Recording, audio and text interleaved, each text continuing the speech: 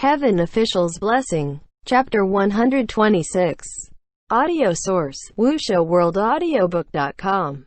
Subject: Astray, Trails of Ink erratic from an aroused heart. Xie Lian was slightly taken aback. Then who can it be? Technically, a tempest like this shouldn't involve more than 50 people. I suspect it might be the same person who sent that empty-shelled cultivator that led to the Banyu Pass incident. If that was true, then it did seem like there's always been a hand that had been pushing him to the heart of every case every time. Feeling a little baffled, Xie Lian wondered, what's that person after? Hua Cheng shook his head but seemed to be deep in thought too. Just then, there was the laughing sounds of children playing coming from the outside, and his sharp eyes immediately swept over. Following his gaze, Xie Lian looked out of the window, but he only saw two little children outside playing. Jiuzi was riding atop of Ling Ying's shoulders, looking carefree and cheery. Naturally, the Water Master's audacious deception in committing a fraudulent substitution. The Wind Master being a fraud. The Earth Master a fraud too, in that the Water Master's head and body were separated. Nowhere to be found. These four cases, each more explosive than the next, blew up the heavens like four bombs, raising a tidal wave that flooded the upper and middle courts. All of a sudden, everyone was shocked and shaken. No one knew what to say in regards to the matter, and crickets filled the great martial hall. Even Junwu's hand didn't seem able to support his head anymore. Since Ming Yi had never really went out of his way to be friendly with anyone, and only someone like Shi Qingshan, who enjoyed pestering others and assume overly familiar relationships, managed to be on good terms with him. Barely anyone else was close with him. However, when they realized that one of their own colleagues was that legendary Supreme Ghost King, the shock was truly too great. In order to play the role of the Earth Master properly, in the past so many years, this Ghost King had worked hard and diligently, gathering a large number of worshippers in the mortal realm. And he even managed to make it into the top 10 during the Battle of the Lanterns in the Mid-Autumn Festival banquet, truly terrifying, as expected of a Supreme Ghost King. Without mentioning the grudges between Blackwater Ghost Sun and Water Master Wudu, but the true murder behind the real Earth Master Yi was no doubt Blackwater Ghost Sun, no questions about it. Thus, the upper court officially released an arrest warrant. However, everyone knew that if a Supreme Ghost King wanted to hide, he wouldn't be so easily found. As they say, once a man falls, all will tread on him.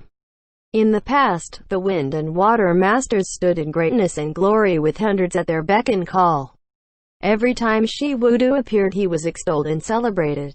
Yet now, with his abrupt death, suddenly all of his supporters didn't dare blow a single breath.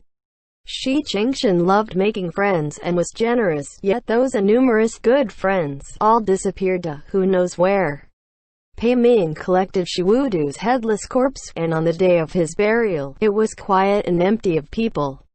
Other than Xie Lian and Ling Wen, there weren't many other heavenly officials who showed. Xie Lian noted, in the past recent days, whether or not intentionally, but there were already a band of people burning down and desecrating the temples of wind and water. Although he couldn't bear the sight of it and tried to stop them a few times. But as time went on, when people discovered their prayers were no longer answered, the acts of aggression would only grow worse. He could stop them once, but he couldn't stop them forever. In another 10 years, perhaps even in only a few years, people would completely forget the two wind and water heavenly officials who used to rule at the summit of heaven. He couldn't help but feel melancholic. Once the funeral was over, Xie Lian turned to Ling Wen. The whereabouts of Lord Windmaster of Qingshan is now in your hands. We're counting on you. Ling Wen was also looking solemn, having not smiled in days. Without your highness' appeal, I would still do my utmost in my duty. Pei Ming, however, said, Your Highness, rather than let Ling Wen Palace drag their old broken ox cart feet, why not ask your Crimson Rain Sought Flower directly, see if he can ask after that crazy Blackwater where he's taken Qingshan? He's taken Shui Shishang's head already, what more does he want? Xie Lian shook his head and replied helplessly, General Pei, please don't think things so matter-of-factly. If a Supreme Ghost King wanted to do something, would he need to report it to the other? Thus Pei Ming didn't say anything further. When Xie Lian returned to Puqi Shrine, there were many villagers surrounding the shrine whispering to each other. Xie Lian didn't need to ask to know what was happening, because right within Puqi Shrine came howling and shrieking.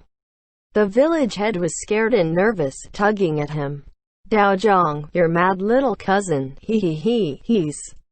The excuse Xie Lian had given the world was that Qirong was his insane younger cousin, rejected by others without anyone willing to care for him, so Xie Lian took him in out of obligation. On some level, this wasn't a lie.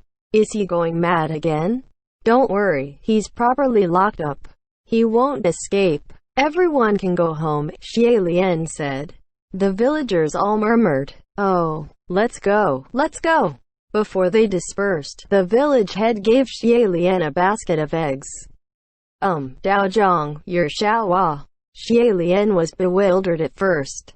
Xiaohua? Then it dawned on him, oh, San Lang. Then he remembered that Hua Cheng's current identity to the outside world was his younger brother who ran away from home and came over to play, and Xie Lian couldn't help but feel a little flustered. Yes, your Xiaohua helped us fix some stuff again today. You'll have to reward him properly tonight, the village head said.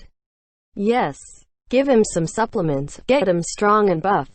He'll get even better at labor. Xie Lian couldn't help but smile. I will. For sure, for sure.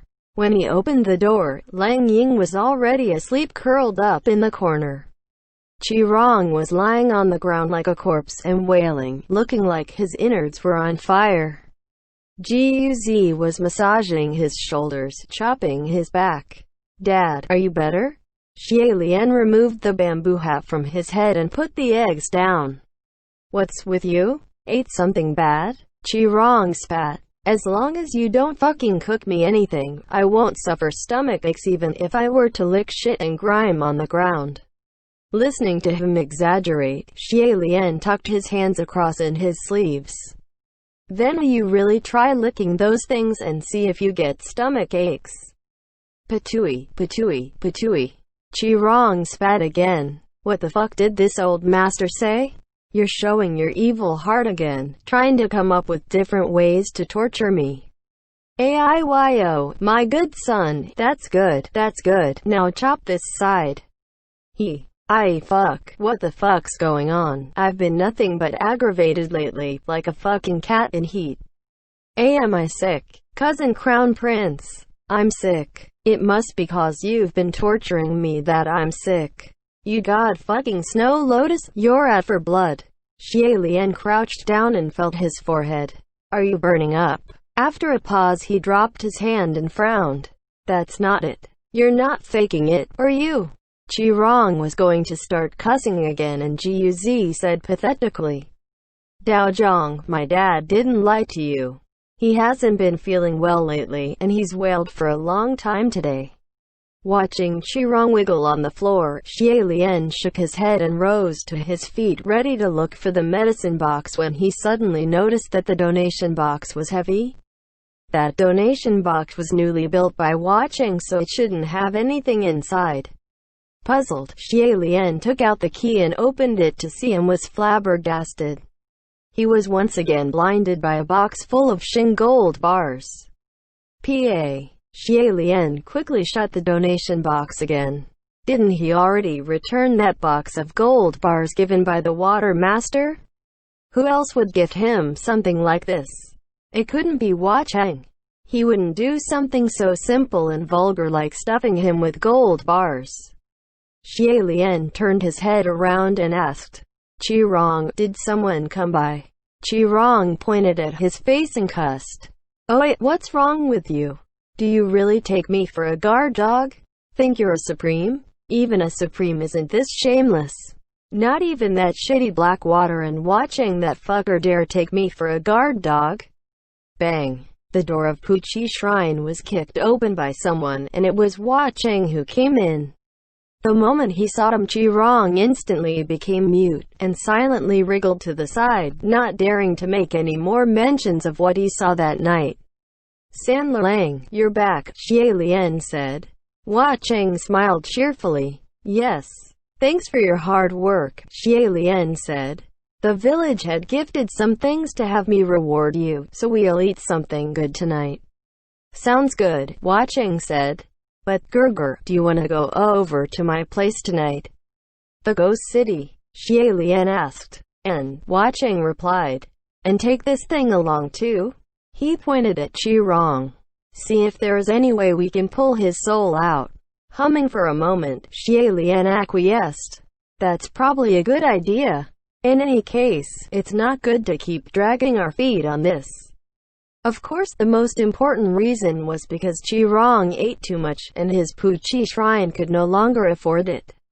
When Chi-Rong heard they were going to send him to the Ghost City, he was terrified and objected as hard as he could. However, his objections fell on deaf ears. A blast of smoke later, he was turned into a green Daruma by Hua Cheng, and Jiuzi carried him in his hands as they left for the Ghost City. The Ghost City was bustling as always, and walking down the main street, the ghosts all remembered Xie Lian. Seeing that he had come again, they all shouted, "Granduncle! No, Chengju's lord friend, you've come again. Quack! Is it because you miss our specialty street food? Quack!" Xie Lian brought that basket of eggs along and gave them away as souvenirs from the mortal realm. Many who received the eggs were overjoyed, some deciding to eat it along with their own blood, and some proclaiming they will hatch 8-feet monster from their eggs. Hua Cheng released the spell on Chi-Rong, and after a blast of green smoke, the man possessed by Chi-Rong appeared on the street, hugging his head and crouching in defense, not speaking a word. Some of the ghosts caught the scent on his body and exclaimed, Isn't this the night-touring Green Lantern?" The crowd of ghosts all approached and surrounded him, and smelling about they were all thrilled. It really is the night-touring Green Lantern. This dumb is here again. Haven't you been beaten enough last time, and you dare come again? Watch the little one, Hua Cheng said. As for the big one, think of a way to drag him out without hurting the body. Yes sir, my lord. Thus, several beautiful female ghosts hugged Jiuzi, hummed a little lullaby and put him to sleep. The other demons, monsters, and ghosts then started playing tag with Chi-Rong, one screaming as he fled, and the group of ghosts hot in pursuit behind him. Hua Cheng and Xie Lian watched for a bit, then turned away and went inside Qiandang Temple. The two stepped into the hall leisurely and approached the altar. That altar was still covered with brushes, ink, and paper. Xie Lian had been feeling rather heavy recently, and seeing those stationary, he had the intention to relax the mood and smiled softly. Last time when I taught you, I said you'll need to practice when you've got the time. But, I suppose you haven't been practicing lately. Hua Cheng cleared his throat. Gerger, you've given away my reward to other people. What will I eat tonight? Xie Lian imitated him and raised his brows slightly. Don't change the subject. I can practice the sword but not calligraphy, Hua Cheng said. If Gerger isn't beside me to instruct, I'll probably go astray practicing all by myself, and get worse the more I write. Xie Lian's brows were rising higher. Sanling is so smart, how can there be anything you're not good at? Hua Cheng picked up a brush and dipped it in a bit of ink, looking very humble. It's true. Pray Gerger teach me. Xie Lian sighed a breath. Why don't you write something first? Thus, Hua Cheng very seriously wrote 2 verses. Xie Lian watched for a bit but really couldn't watch anymore. Stop. You. Best stop after all. Don't waste good paper and ink anymore. Oh, Hua Cheng said obediently and really did stop, putting the brush away. Xie Lian shook his head. San Lang, don't tell anyone that I taught you how to write. Gerger, I tried my best, Hua Cheng pouted.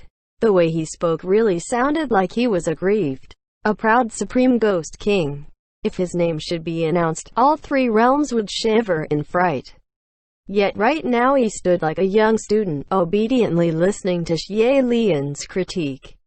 Having lectured a few more crucial points, Xie Lian held his hand again like the last time. Let's try again. Be serious this time. Alright, Hua Cheng said. The two were immersed in composing. After writing for a while, Xie Lian asked casually, why is it still ache of separation?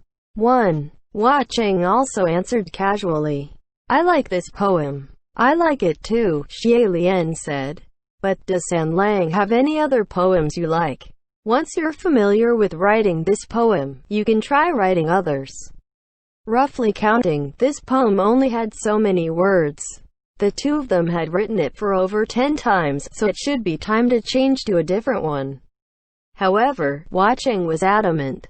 This one is fine. Placing the brush down, he lightly blew at the ink and smiled. If I like something, then my heart will not have room for any other, and I'll always treasure it. 1,000 times, 1,000,000 times, no matter how many years, this will not change. This poem is the same. Xie Lian gave a small smile. Is that right? And Hua Cheng replied. Xie Lian released his hand and cleared his throat quietly. Then, very well. Sanling is a sentimental man.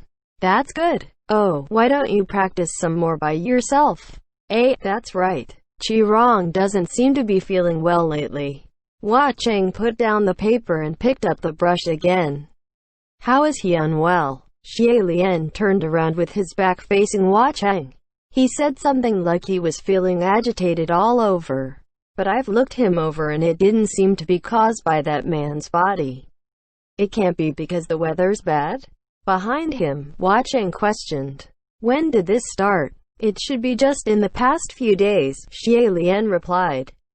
Today was especially bad. Before he finished his sentence, a sense of foreboding suddenly grew in his mind. Just then, there was a light PA sound behind him, like an object was dropped from mid-air. Xie Lian whipped around. San Lang. The brush that was in Hua Cheng's hand earlier had dropped, landing on the snow-white paper, slashing a long erratic trail of ink.